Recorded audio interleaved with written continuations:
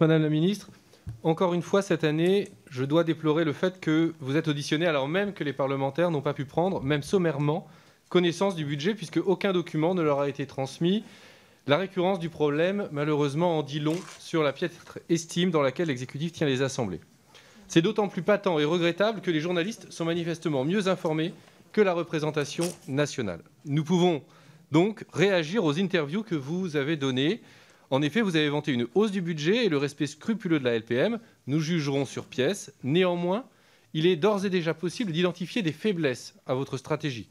Il y a des surcoûts qui n'étaient pas prévus et qui présentent un risque pour la LPM. La réfection du SNA Perle, la commande de Rafale, les études pour le porte-avions de nouvelle génération et, malheureusement, comme d'habitude, l'évolution à la hausse des surcoûts OPEX et MICINT. Mais nous avons une autre certitude en plus. Le budget des armées n'est pas un élément du plan de relance. Or, la crise du Covid-19 a produit et aggravé la fragilité des fournisseurs de l'État dans le domaine de la défense. Nos collègues Thierriot et Griveaux, dans le cadre d'une mission rapide, ont pointé ce risque. En vain, semble-t-il. Je veux pourtant insister sur la situation des sous-traitants qui parfois n'ont qu'un seul client, en vous citant l'exemple de Tarbes Industrie, fournisseur français exclusif de Nexter pour divers types d'obus, notamment ceux des Charles Leclerc. L'entreprise est gravement en danger alors même que son carnet de commandes est pourvu pour 3 ans. C'est un défaut de trésorerie qui menace une production stratégique pour laquelle Nexter n'aura plus qu'à se fournir en Finlande. Il y a bien d'autres entreprises dans des situations proches. Elles exigent une action conjointe vigoureuse de Bercy comme de votre ministère. Vous avez pourtant déjà concédé que le ministère des Armées ne prévoyait pas de participer à la relance. Que comptez-vous faire pour sauver Tarbes Industrie et toutes les entreprises similaires qui sont en péril, mais qui sont fondamentales pour notre souveraineté et les armes de la France? J'en viens maintenant à la remarque traditionnelle, si je puis dire, du député Lachaud. Je remarque en creux dans cette remarque que j'ai le privilège immense d'être toujours la première à être auditionnée dans le calendrier des auditions budgétaires.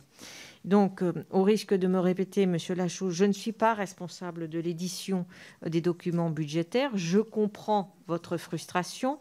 J'espère qu'elle pourra être comblée très rapidement. J'aurais espéré que vous puissiez disposer des documents au moment où nous sommes entrés en audition dans votre commission. Je ne doute pas que cela viendra très rapidement. Pour ce qui concerne l'inquiétude que vous avez manifestée pour l'entreprise Tarbes Industrie, nous avons mis en 2019 30 millions d'euros sur la table pour assurer la fabrication d'ébauches de corps d'obus. Ce sont donc 22 emplois qui sont ainsi pérennisés pour une période de 3 ans. Et comme j'ai pu l'indiquer tout à l'heure, la situation de cette entreprise est suivie avec beaucoup d'attention. Et à ce stade, je n'ai pas d'inquiétude sur la pérennité de cette entreprise, qui est en effet un actif tout à fait stratégique et pour lequel l'État a jusqu'à présent pris toutes ses responsabilités. Donc là encore, je réitère mon appel. S'il y a des difficultés, n'hésitez pas à les faire remonter.